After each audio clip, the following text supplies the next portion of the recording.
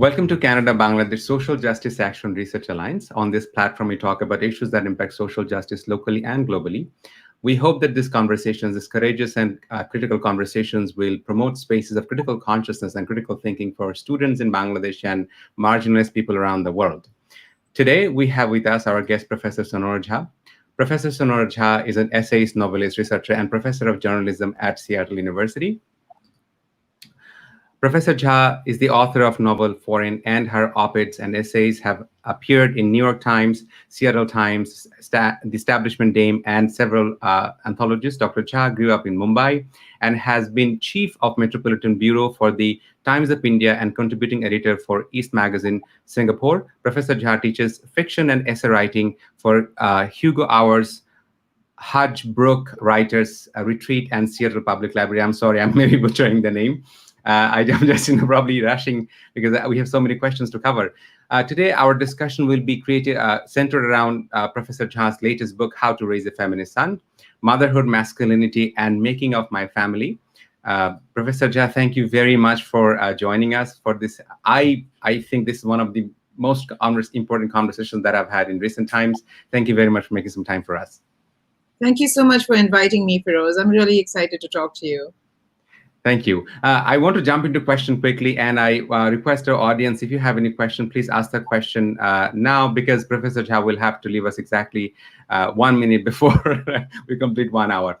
First of all, Professor Jha, you set the book and you write that how watching cinema with your son, Gibran, you and Gibran watching cinema together became the first activity together where you started having a lot of conversation about feminism. Could you introduce us with that story so that our audience can actually understand how the book starts?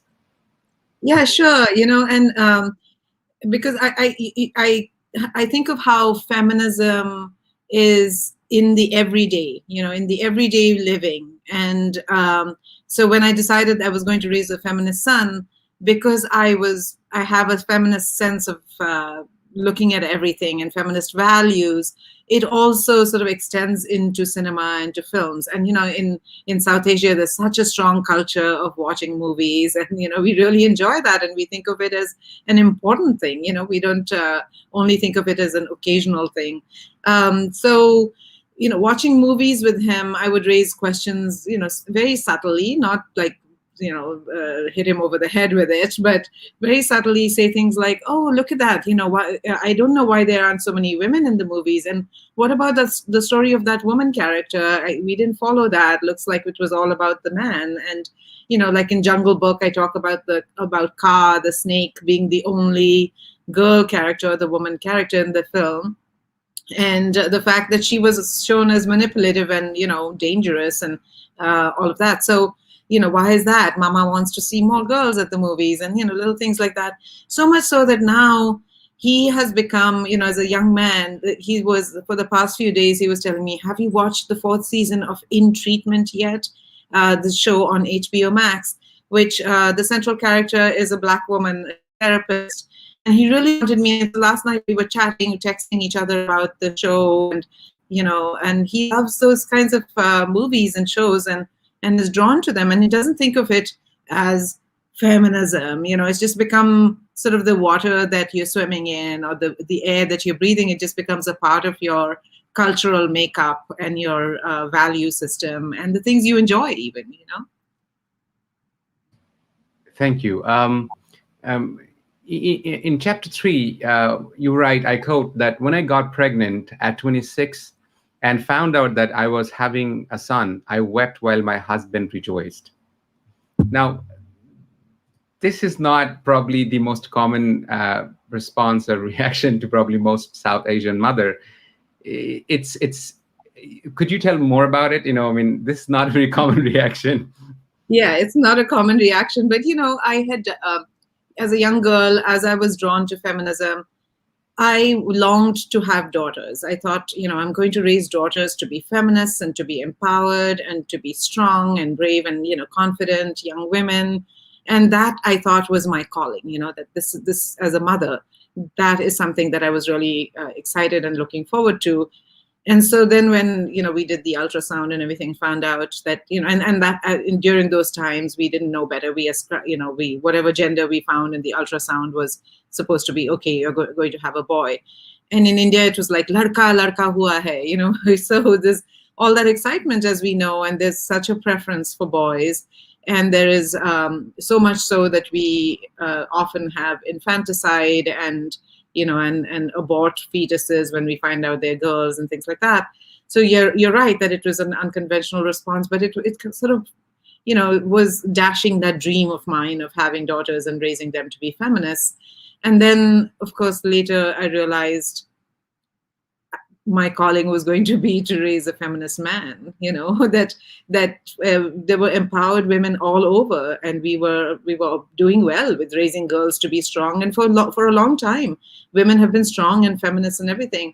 And so the next important thing to do really is to raise feminist men so that they know how to get out of the way of these women, that not always to take up space and claim leadership, claim all the positions, claim all the promotions, etc., but learn how to do well and find equity and find power in different ways. So I cried, but now I can't even imagine not having him and not having had a son. It just ended up being just such a blessing.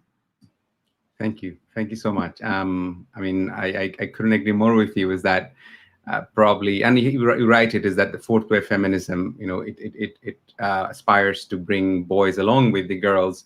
Otherwise, in Bangladesh, where I live in Canada, you have more educated women than, I don't essentially only mean educated in conventional sense.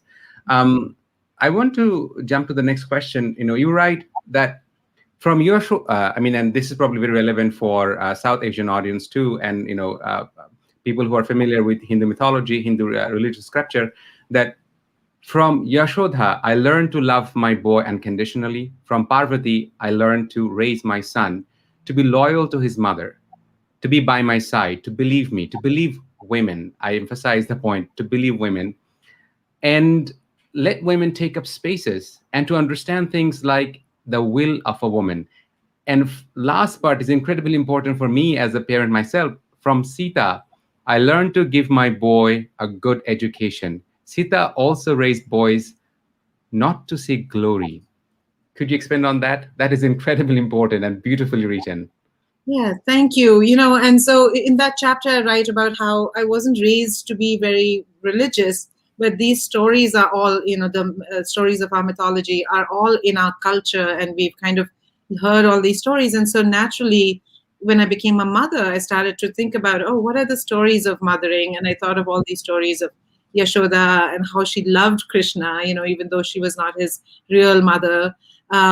She was doting on him. And so, the first thing we have to do with all our kids is just love them unconditionally, and when we love them unconditionally, we also start to seek out ways in which we raise them to be loving, and so the Parvati piece of it is more, where she creates this, the mythology is that she creates this child out of herself while Shiva is away, and she says, I'm going to take a bath and don't let anyone come inside, and he's supposed to be there and believe her and say, that's her space, so in my modern reimagining, it's about that let a woman take up her space, let her have her time, and guard that. If you can if you can be an ally, listen to women and believe them and guard that space that they have and create more space for them.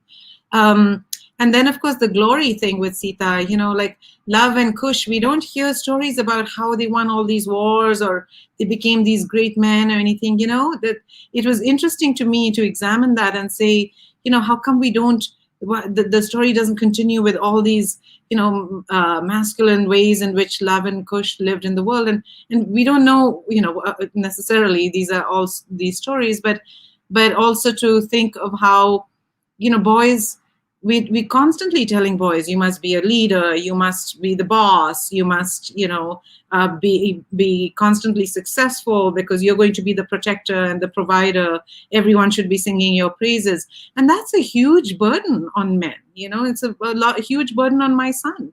What is the message I'm giving him? That there's no rest for you, there's no ability for you to fail, to fall, to be held accountable, all these things, to be loved, to be able to retreat for a while.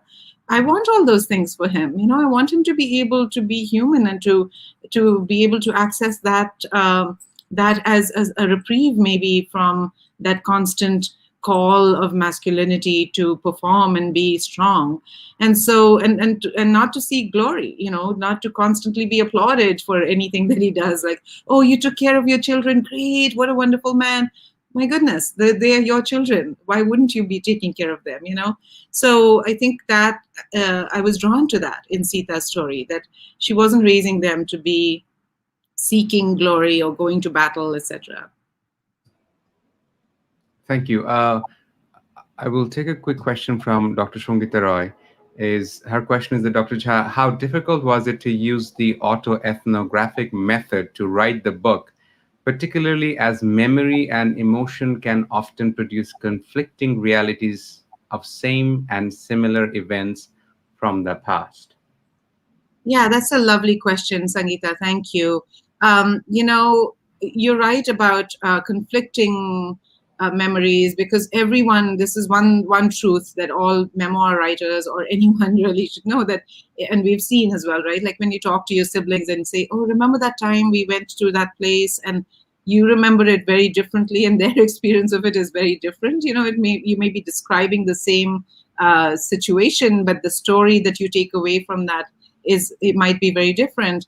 And so I've said at the start of my book, in my author's note, that other people may remember things differently, right? My sister may remember certain childhood events differently. So, which is not to say my way was the only way it happened, but I'm writing about how I experienced that situation, right? So in that regard, for sure, it is difficult to answer the first part of the question. It is difficult to write these things, especially in a South Asian context, where we've been told you don't talk about your family outside the home. You don't wash your dirty linen in public. What will people say? We've grown up with all of that culture of shame and silence around family. And no matter what might be happening, you're supposed to hide it. You're supposed to protect everyone. And to the extent that a lot of times the burden is on women to hide, to keep these secrets while things are happening to them, while there's violence or abuse and everything happening to them, they're still protecting their brothers or their men, their husbands. People are taking beatings and saying, no, this was, I got some, I walked into a wall or hit myself on the door or something like that. So I think it's really important for us to tell these stories. It's very difficult because, I was very hesitant to write these stories. And and my training also is as a journalist, where as a journalist, you tell other people's stories. And that was my basic thing, never use the word I.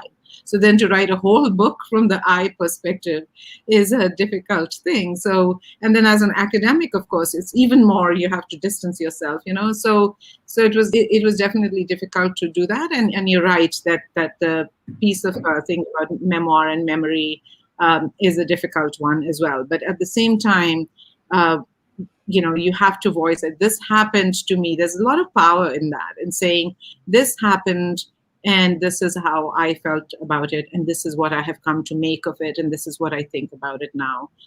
This is the wisdom that I gained from it, and I'm willing to share it.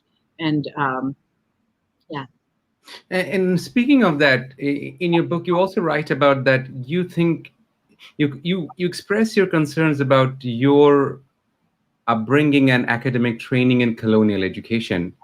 You question, so from that point of our academic training of being removed from things as if we can understand things objectively, dare I say that it was a colonial tool to actually colonize us psychologically and establishing the European supremacy in the epistemic realm, that they're the one who knows all these facts and we are the emotional uncivilized ones, hence we have to accept their superiority.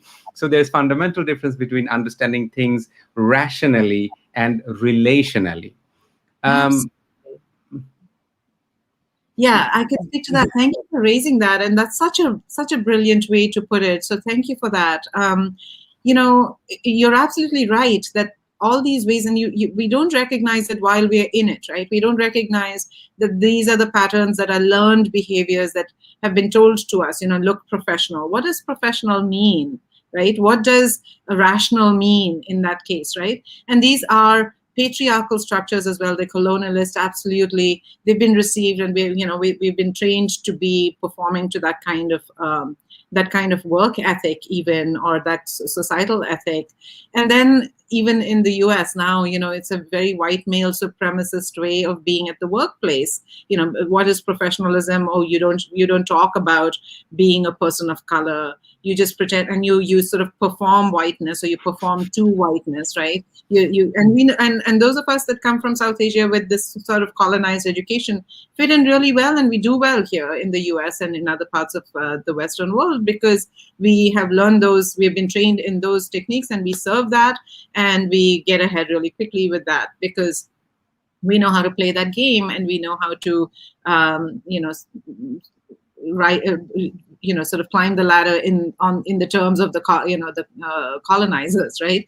So you're absolutely right, and some of that has to be unlearned. And I mentioned that in that story, that where I made this story up for my son when he was a child in Singapore, and I'm telling him the story about this little girl called Victoria, and I'm thinking like, oh wow, this is a great story with a girl at the center of it, and she's an empowered girl, and she's doing all these things, and she laughs at the clouds, and the clouds start to turn to rain, etc. And feeling good about writing this feminist story, and then realizing, wait a minute, why did I name her Victoria? Because of all these books we read, my imagination is going to give it a Western name. And so then I write that I could, if now I had to tell that story, I would name her Vimla, because why would I claim continued that colonized kind of mindset and imagination? Why would I not expand my child's imagination to see himself or a little girl from India in that story? Yeah. One part of the book was immensely, for me, transformative, where you write about that how, particularly in South Asian context, and so when I think about my own positionality, I was born in a small village. I'm the first among my 11 siblings to attend university. I come from a very agrarian background. So the only way of my upward socioeconomic mobility was being academic. The only way that I could get out. The story when you tell about your mother is that the first English word your mother learned from your father was basket. I wept, and I'm not, I was thinking the power, because even in the village, I understood as a young teenager is that what does it mean to be able to speak in English? I didn't know, I was not trained in critical sociology. I didn't know anything about sociology at that time. But now I think back. So one of the things that your book has done to me was profoundly transformative, is that I don't have to know the answer. But this is a very masculine burden on us. Men are seen to be you write that the fountain of knowledge. We should be able to know everything. We should be able to answer all our questions. So I did not know that was my unconscious ways of performing masculinity, and it was an immense relief for me. And thank you for that. Wouldn't it be a great world if more people became, aware of that and said, no, you're off the hook for that. You don't have to constantly be the fount of knowledge and wisdom and directions and discipline and all of that, right? Like, because with all of that, with that sense of knowledge comes like the sense of being the person who exacts knowledge and enacts it on everyone else, and and then lays the boundaries. And look at all the ways we go with that, right? That you're, Mhm. as a father, you're then called to be the disciplinarian. And what does disciplinarian mean? Often the tools of the disciplinarian are violent tools, right? Are tools of restriction and all of that. So we continue that cycle into all these different ways. So it's not just about knowledge, it's about all the power that comes with holding that knowledge. And growing up in a Brahmin family, I see that as well, right? In which we think of Brahminical patriarchy, and then the access to knowledge and withholding that from people and deciding when you're going to give it to whom. And all the violence that is perpetrated because of that. So that's got to be, and I've seen that, right? It's a burden for my father. It's not helped him, as that kind of violence has not ended up helping him in any way, and it definitely didn't help us. It didn't help. It impeded our growth and our I could have spent my childhood imagining so many wonderful things instead of being afraid or thinking of being limited in all those ways, or my headspace would have been much more alive with different things. And so the same is true of men as well, and boys as well, right? If we're constantly telling them that you have to gain knowledge and be this wise person, and the sort of the master of these things, then what are we limiting in his imagination? What are we limiting in the ways in which he can conquer different things in different ways, right? And so Mhm. Mhm. again, it comes from a loving place where I feel like, put down those tools, put down those weapons, and yeah, just feel all the feelings. And so much so that my son recently told me that he plans to take some time off from work to just write. And he says, and the writing doesn't have to be published under my name or get any. And part of me is like, what are you talking about? If you write something, of course you must publish it under your name, and of course you must earn from it. And then I realized, like, I have to question myself and say, what he's saying is so good. Like, this is how I get to watch my, he's taking it further. He's taking it a step further, where he's saying, like, this is not, if I write and I create art and I create something, it's not to serve me, it's to put something out there that people may enjoy or learn from or start a conversation with. And I'm not there yet, right? I want my name on my things. And that's a very different way for a young man to think, and I find that inspiring. So look at all the ways in which we can free our men, free our boys. So you're absolutely right. Like, what if more people were like that? More people were feeling that sense of relief that you're describing. Yeah, and recently in a conversation, my teenage son was telling me that, you are 90% teacher to me and 10% father. And I was thinking that I've been a teacher over 2 decades, and perhaps it has got to a lot of, and I have a lot of conversations with him. I do not specifically use the word feminist, particularly, and I love the way when you quote Roxane Gay, when the way Roxane Gay presents that, never subscribe to any brand of any identity of feminism. And it deeply touched me, thinking that one line from Taoism, Tao Te Ching, that says that he who defines herself does not know who she is. Mm, yeah. So I found it deeply, moving. Now I'm going. This is a challenging question, and I have struggled with it. Is that when we read your book, it feels like two different narratives, that how your brother was raised and how your son is raised. It feels like two different stories. And at one point, you unapologetically asked the question that, are we raising, you asked the women, the mothers, that, are we raising our sons to be a certain way? Could you tell us more about that? What would be the difference between raising and you saw raising your mother, your mother raising your brother, and you raising Gibran? Yeah, I think where my mother stopped was at the unconditional love, that she absolutely loves my brother. She loves us as well, but there's a kind of unquestioningness, and I've seen her question him sometimes, but then default to the unquestioningness. And she was often, quoting my brother, and she would use the word he, as if like he doesn't we don't need a name for him, and say he believes this or he believes that, and he was saying that, and there's a lot of enjoyment in the things that he says, but not so much. I wouldn't hear enjoyment or appreciation of, say, things that my sister was saying. And we don't, and I didn't come to realize all of this until much later, right? Like realizing that why is my sister not quoted for things that she said often, right? Like, oh, but what she said, kind of a thing. So there's that subtleness, before anything else, right? Before the violence and taking his side or not believing the girls, but believing him and thinking, oh, he just has an anger issue, instead of saying, no, yeah, he has an anger issue and that's a problem that needs to be worked on, or then saying that something that happened in front of her eyes, where he, ran after me to beat me at his own wedding, like I'm a 42-year-old woman at the time, and saying later, years later, that no, that didn't happen. You kids used to fight when you were young, but that there was nothing like that happening when you were adults, where she has often called him to beat me, right? Like, so, and then I think of that kind of, and I know that my mother loves me, right? Like, and so it's just so confusing that the trap of this sort of patriarchal upbringing or her own world, even as a modern woman who's been a businesswoman, and really an army officer's wife in Bombay, and a school teacher herself, and just like someone that we all look up to even, and all these things, and yet she slides back into that kind of patriarchy. And then in talking about my mother, I'm talking about a lot of our mothers. So let's be clear that I'm not saying this only to say, I'm accusing one person of these things, but I want everyone not to seek in this like, oh yeah, she, her mother, blah, blah, blah. Please look at your own families, please look at all the ways in which we enable boys. So there was a lot of enabling of my brother.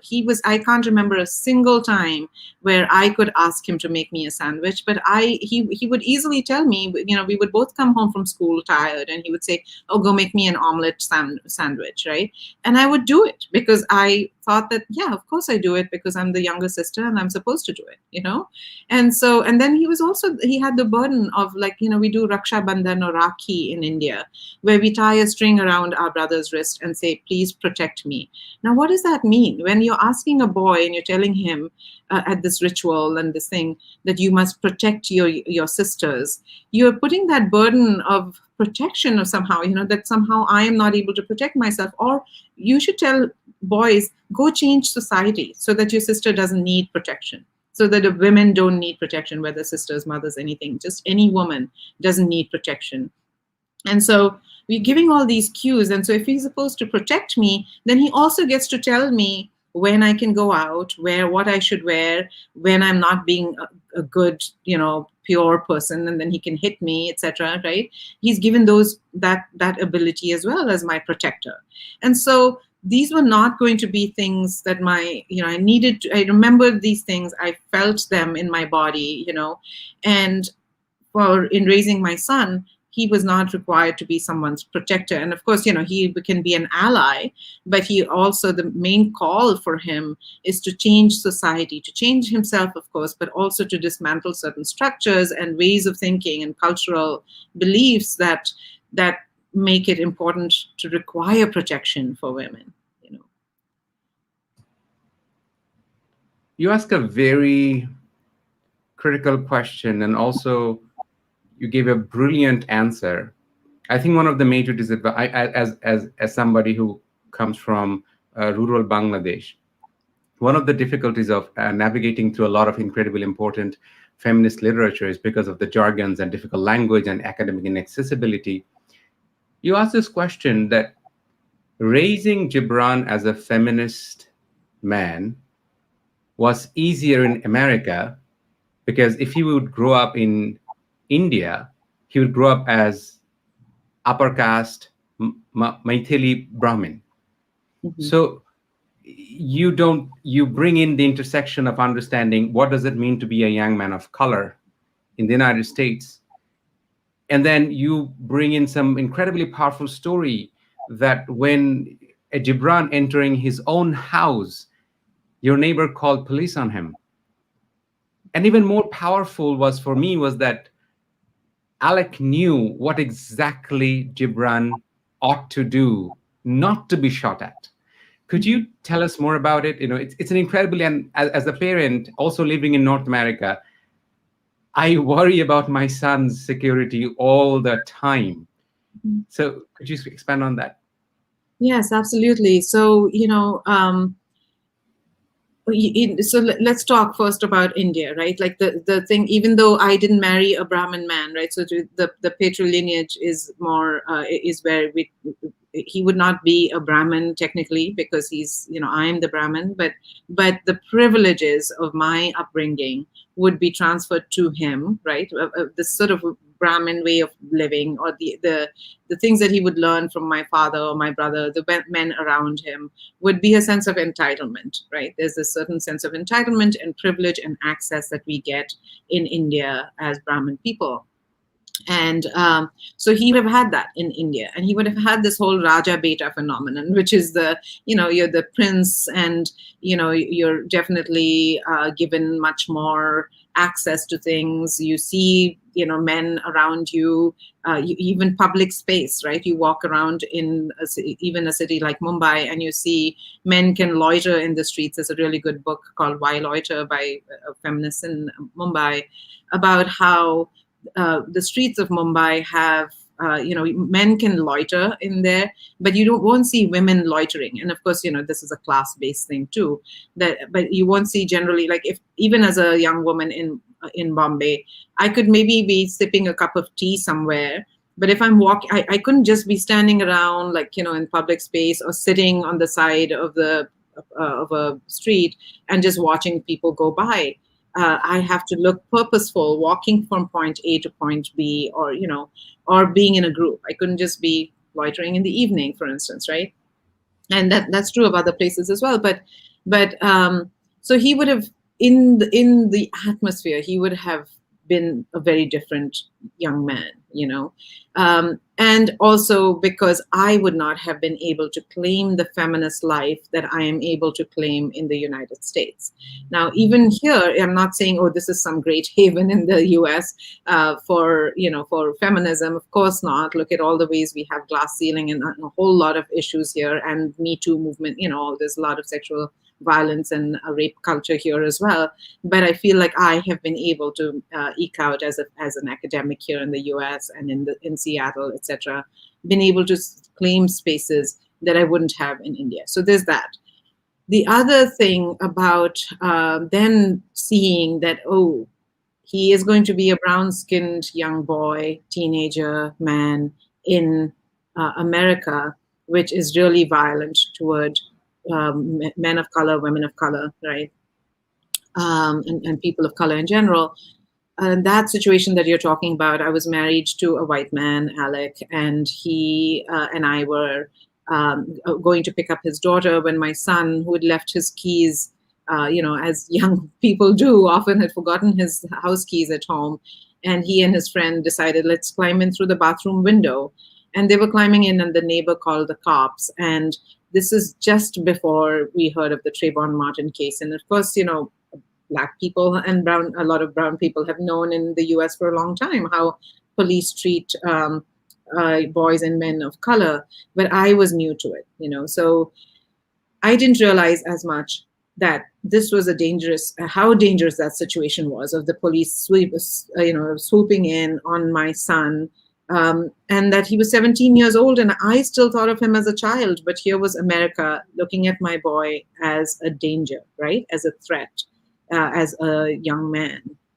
And so Alec, because he's a white man, knew exactly what the cops were going to see, right? They are going to see a man of color in this posh neighborhood of Queen Anne entering this house, and they're going to think, oh, he does not live in that house, just like the neighbor thought, right?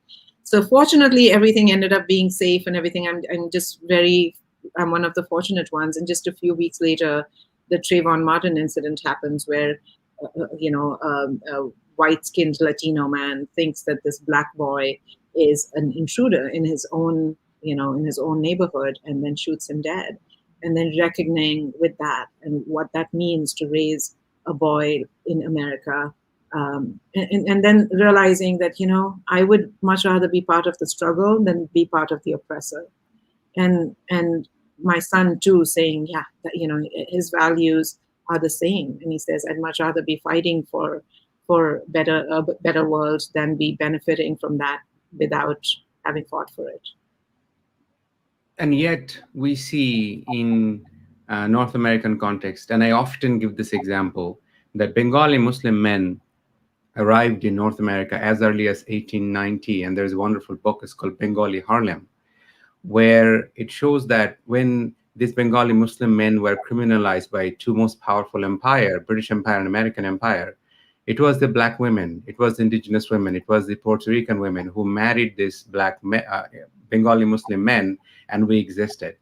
But a lot of the times, I personally feel that not all Bengali immigrants, not all South Asian immigrants, is that we sort of distance, and you are a media professor, you could also speak a lot of that, as to speak to that. There's a wonderful movie, I think it's called Indian Masala, Denzel Washington. Mississippi Masala? Yes, exactly, Mississippi Masala. That's a beautiful story, is that how our internalized racism. And continuing on the story of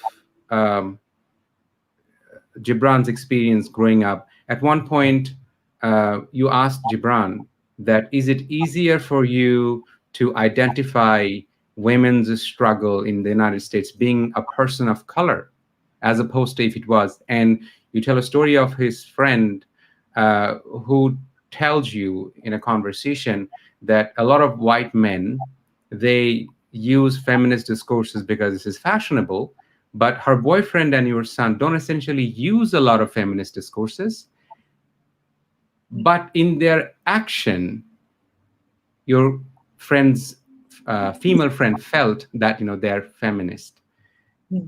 At the same time, for me, one of the defining moments was that when with Alec found reasons to be compassionate, to be understanding, so much so that he said to your neighbor that we never have to talk to that racist man again. But when Trayvon Martin was brutally murdered, for some reason, Alec could not bring himself to see the humanity in Trayvon Martin, and he would not say the name of Trayvon Martin.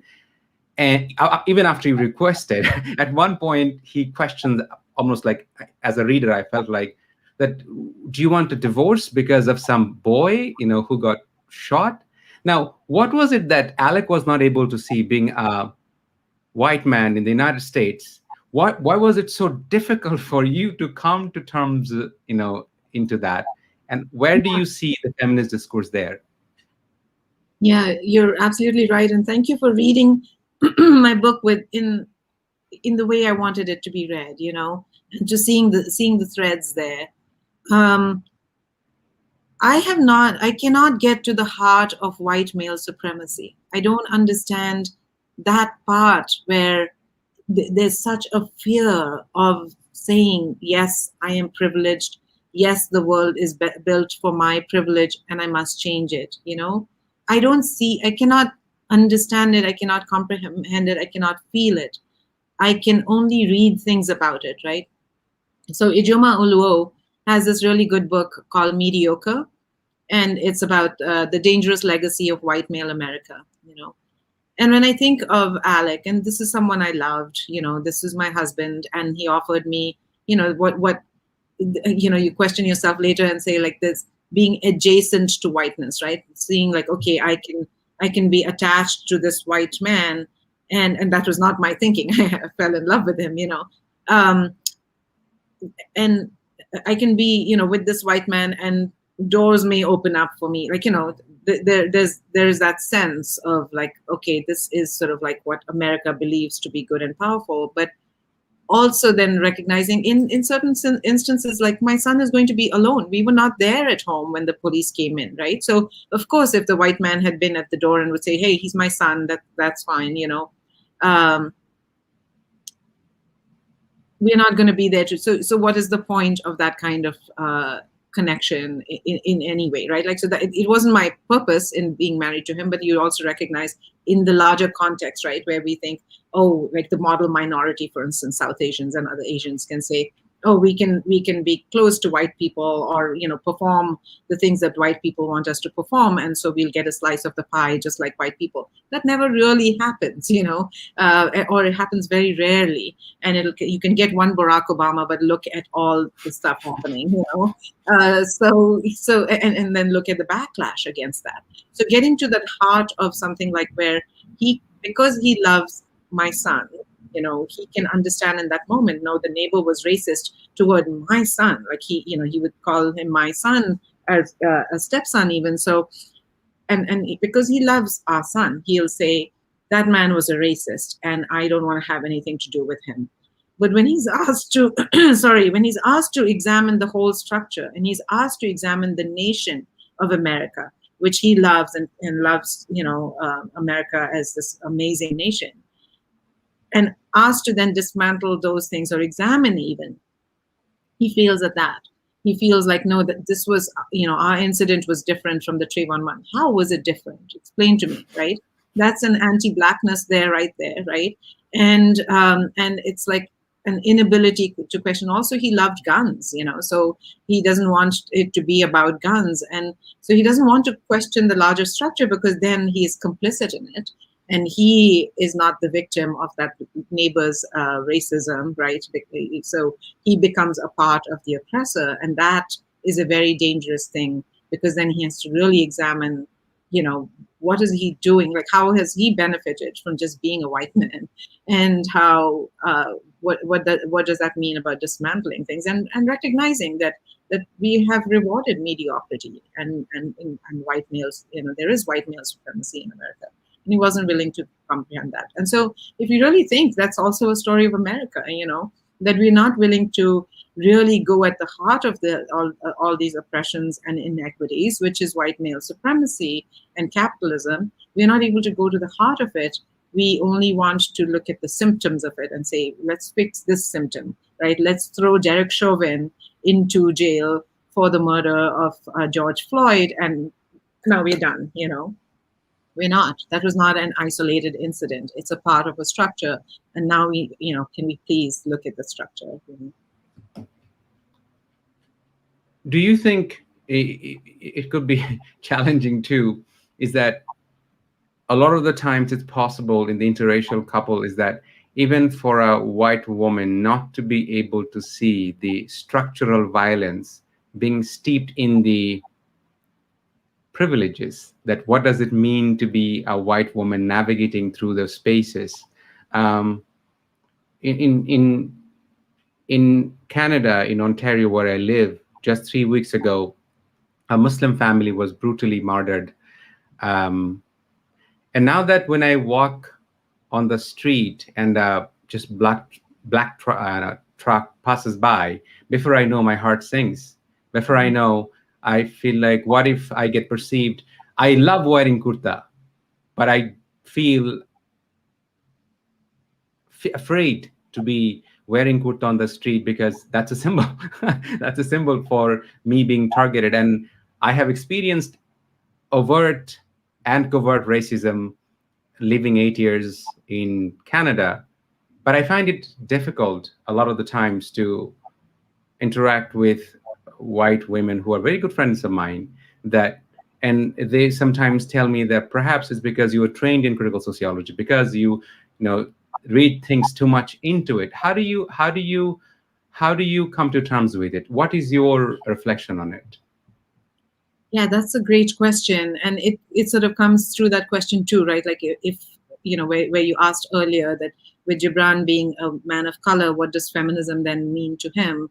And it's that intersectionality, right? Like, if we don't all understand that we have to question whiteness, then we won't be able to question what it means to, to be denied access, or to have the glass ceiling even for white women.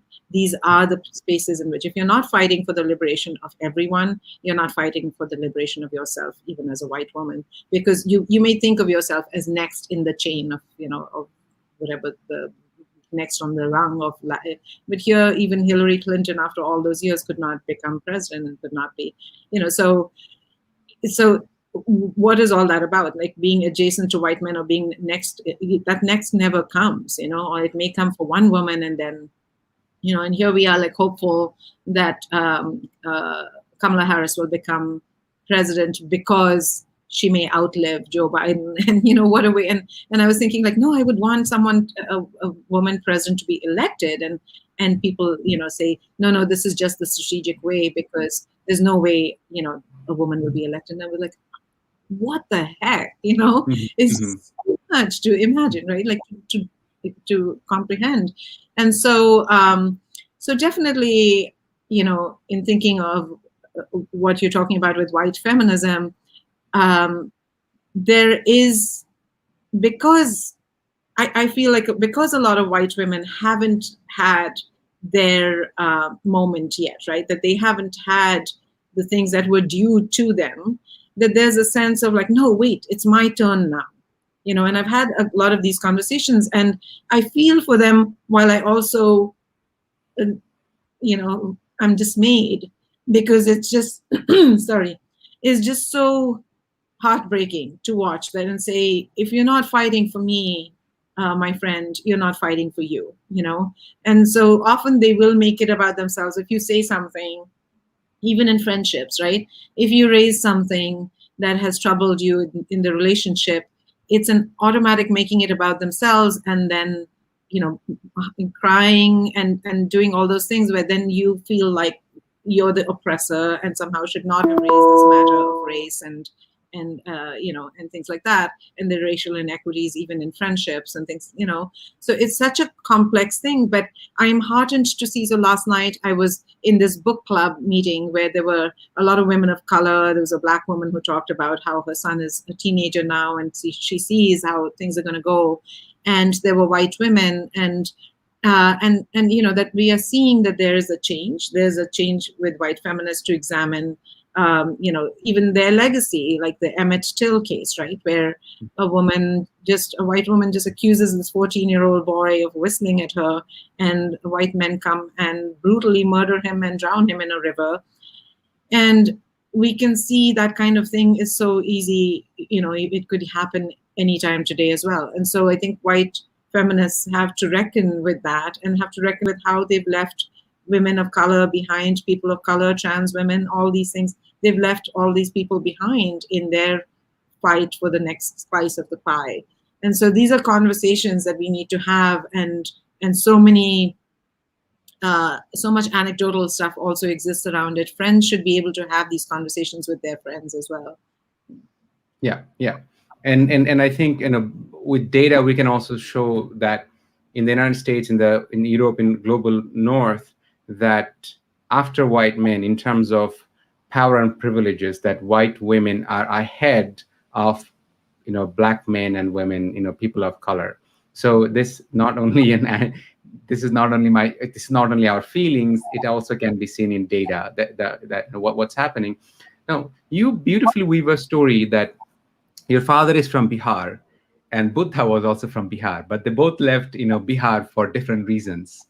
And then you beautifully explained, that's a compelling narrative, that how the military training for your father, and subsequently the socialization that your brother had in the military, like at one point you say that you're very intimately close to the brother, but then one point he goes to spending a summer in some military place, and he returns to be a different kind of person.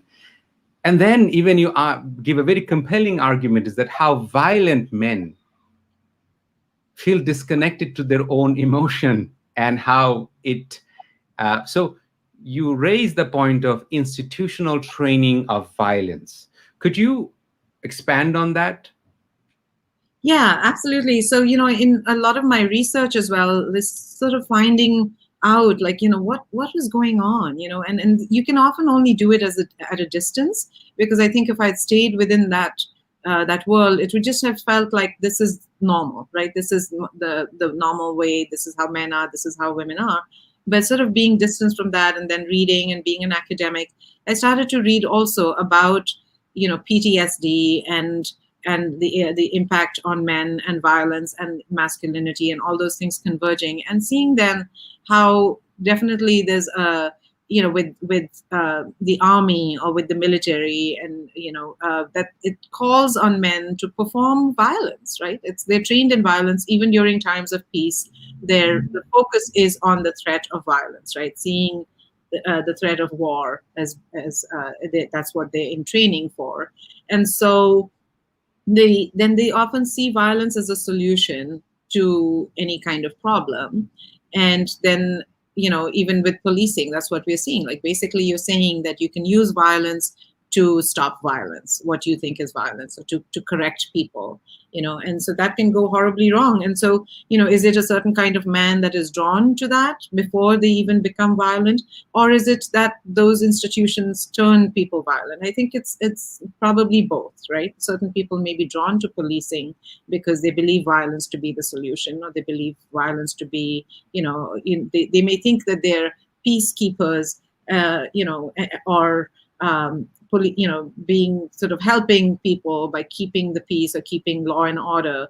But how are they doing that? It's with violence, right? So I think there's a lot of this that's in training. And we also, again, we're asking men to protect us, and like, oh, that guy insulted me by saying something, go beat him up, And I did that too. Like when I would be teased for walking with a limp with polio in my childhood, my brother the instinctive response was he was required to go beat up those kids, And so of course he's beating them up, he's beating me up, he's beating others, So I think there's that training that we give boys, that in performing masculinity, somehow you switch off that part of you that doesn't want to be violent, and you man up and you use your fists, or be ready to use them, keep them coiled and ready, even if you're not using them on an everyday basis. Now, I mean, we probably just have in a few minutes. What would be, and this is purely from South Asian perspective, is that, if you were to raise a son in Bangladesh, India, Nepal, Pakistan, what would be some of your, and in the last chapter of the book, you check that, have you raised a feminist son? You ask yourself a lot of, question, a lot of examining question. So in the South Asian context, what would be your concern? And if you were to raise a son in that environment, what are some of the things that you would constantly would be questioning and be vigilant? And probably those parents who are listening to our conversation and will listen to this conversation subsequently, what do you have to tell to them? Yeah, I also want to say, of course, my book in India, this is what it looks like: How to Raise a Feminist Son, a memoir and manifesto. And in which I added some layers of conversations that are very relevant to India, at least, and I think generally to South Asia as well, because I talk about Muslim men, and I talk about how there's anti-Islamophobia, or there's Islamophobia in India, and that was very much a part of my upbringing as well. And there's, of course, the Brahmanical patriarchy, and how it's the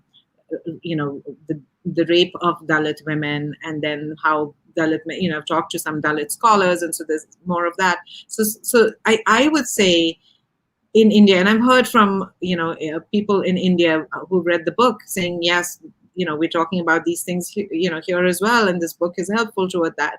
And the things I would say is, first, examine those structures, right? Similar to where I'm saying in the US, we have to look at white male supremacy and racism and be anti-racist while being feminist.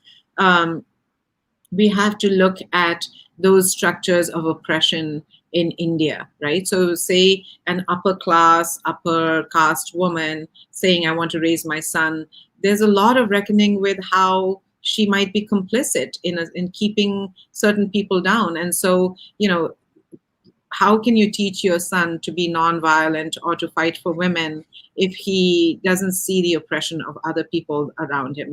So I think there's that reckoning as well.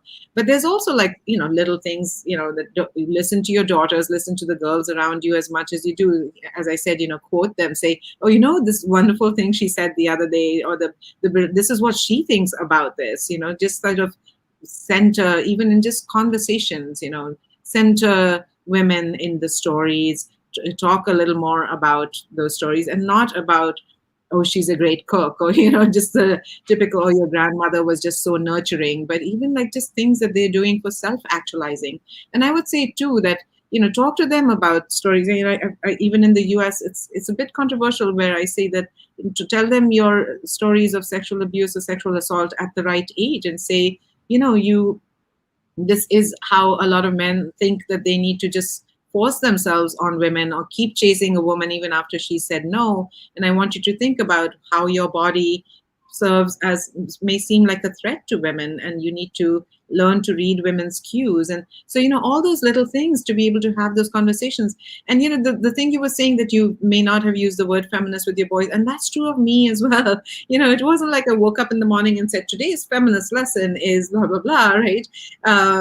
So it was more, and I may have used the word in his entire life. I may have actually used the word feminist about 3 times, so much so that when he was a young man, about 17 or so, I remember he said, when I said, oh, I've raised you to be a feminist, and he said, no, you haven't. I read about feminism on my own, and I can talk to you about first, second, third wave of feminism. And I was said, okay, yeah, my job is done. Okay, like he didn't feel that I was doing that, So he's a feminist in his own reckoning, and that the fact that he came to that, he believes he came to it on his own, is just wonderful, So I think you don't have to say every day. And again, I don't want this to be a burden on women and to mothers. I'm talking to all families, to all human beings. Ask your boyfriend to be more feminist, ask your husband to be more feminist, ask your boss to be more feminist. And I think there are all these subtle ways of doing it. At the movies, you can do it over any kind of conversation about television. You don't have to say, now I want to talk about feminism, or now I need you to do this. It's like it's in the everyday. Yeah, and with this comment, I want to, before we end, at one point you said that you are an empowered feminist. You are independent. At the same time, you long for a loving husband. Do you appreciate the petals? And Ahornish Dilara has written something very beautiful, that like women cannot propose a man. It has to be a man always. I think it should change. I definitely think it should change. And actually, I was so pleased to see a former student of mine. She, oh my God, why am I blanking on her name? She's a wonderful activist, a Muslim woman, and she proposed to her husband here, Halima Barucha. You should watch out for that name. She's, doing amazing work in the community, and she proposed to her husband. And so I saw her Instagram post that said, "He said yes." Usually we see posts that say she said yes, but he said, and it was just so lovely to see that, and to see, the recording of how she proposed to him and things, So yeah, absolutely. Let's change that around and find that romantic as well. Why not, right? Exactly. Thank you so much, Professor Jha. I know that you have to jump in for another call. We would really request you, actually, plead to you, is that, to continue this conversation. I can even go to the chapter, media chapter, talking about sex, talking about, consent. We can do that. But, we hope to get in touch with Professor Jha in future. I wish you a wonderful day ahead. Thank you so much once again for taking some time for us. Thank you so much, Feroz, for reading the book, for appreciating it, and for being a feminist dad and a feminist man. Thank you. Have a wonderful day. Bye-bye. Bye-bye.